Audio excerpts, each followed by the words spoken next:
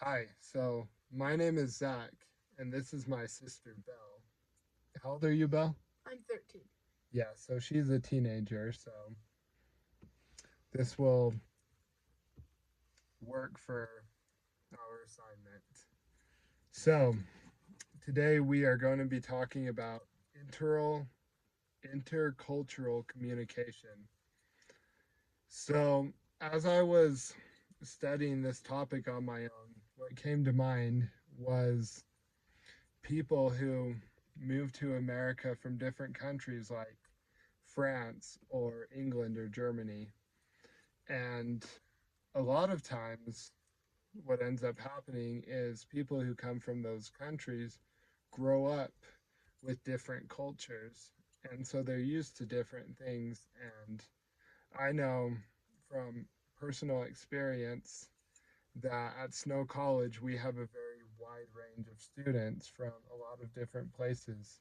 In fact, my first year at Snow, I had a friend who was from Turkey, and that was a very cool experience to be able to meet him and ask him about his experiences and get a feel for how he felt about how we do things in America.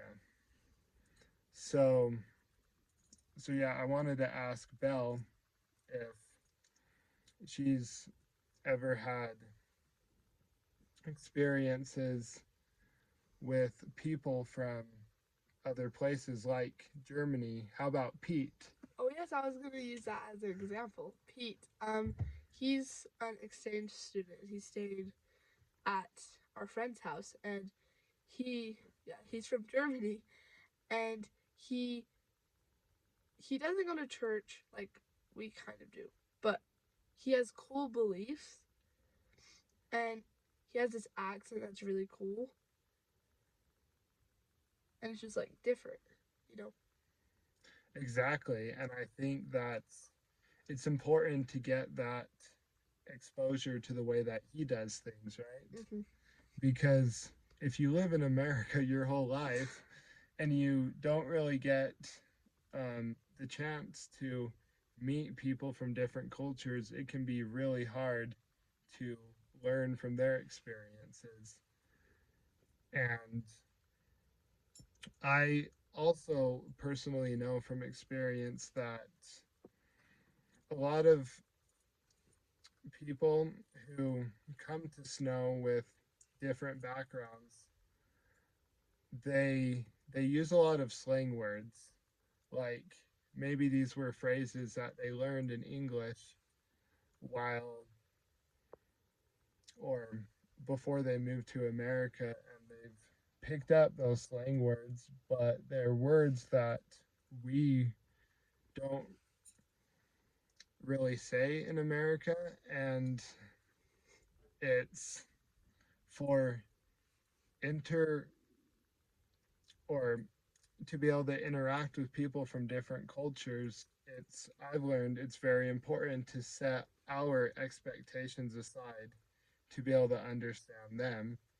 And on top of that, when it comes to speaking, maybe their English, maybe they need us to speak a little bit slower, not because they don't know English, but because they might not understand the way that Americans say things. Like if they learned English from a British person, they could be used to hearing the English accent of a British person versus the English accent of Americans. And I think it's very important to realize that all of us have accents. It's a very common belief among Americans that we don't have an accent. When in reality, if you've gone to other places, you learn that Americans definitely have an accent. For example, I I was able to go to New Zealand as part of my LDS mission. And while I was there, I had a lot of very interesting um, opportunities to interact with people in New Zealand, and I remember specifically I met these kids who they had a very strong Kiwi accent, and they would always ask me to pronounce words the American way. Like an example is they say grass instead of grass. And so they would ask me to say grass, and when I said it, they were just fascinated by the way I said grass because that was so foreign to them.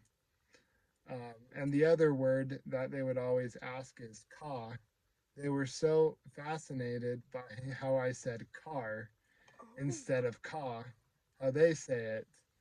And it was just a very eye opening experience for me to interact with those different cultures.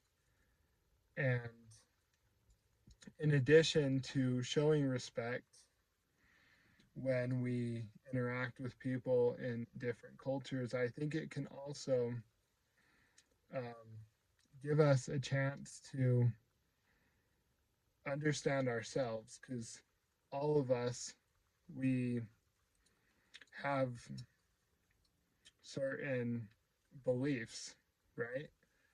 And those beliefs can influence the way we see the world, even if those beliefs might not be true.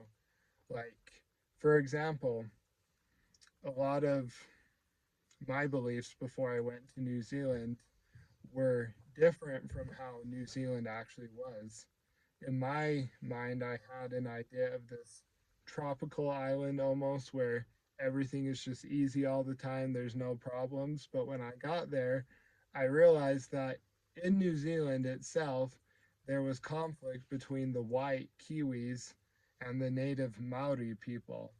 Like in the history of New Zealand, because it was settled by the British, unfortunately for the Maori, that meant that when the British started coming to New Zealand, they imposed a lot of the British rules, and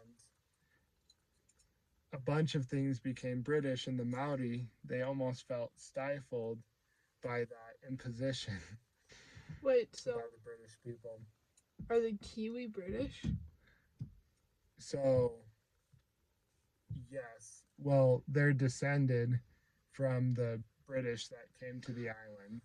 Oh, that So makes they're more white. sense. Okay. But yeah, essentially they're British. In fact, that's the reason why their accent has a lot of the same features that an accent from England would have, such as dropping the R as in ka. Instead of how Americans we retain the R, we say car at the end. That Mm, comes from their British ancestry. But great question, Belle. thank you, thank you. But anyways, seeing that conflict between the native Maori and the white Kiwis helped me understand that that was an entirely foreign world to me that I needed to experience to expand my view of the world. And since then, it's helped me to gain a better perspective of different peoples and cultures and whatnot. Have you had any experiences, Belle, where you've had an experience that has helped expand how you see the world? Yeah, so I'm in middle school right now, and when I first got in there, it was really scary because I thought like middle school is just like I don't know what I thought of it, but I did not think of it like it is. And I thought it was like this big, like it was like a high school. Like everybody would just be like, I don't know. It was just, and then I got there, and there were so many people that I wasn't used to. Like my at my elementary school, it was just a limited amount of people, and then when I went to middle school, there was like um all my friends and people who spoke different languages that I could start talking to as my new friends. Right? Exchange students and stuff? Yeah. I Right. just Right. And did you find that over time that helped you to be more open to new experiences, to meeting people from different cultures? yes, because like I only knew all my friends that lived by me, and I only knew like my next door neighbors or something like that. Right.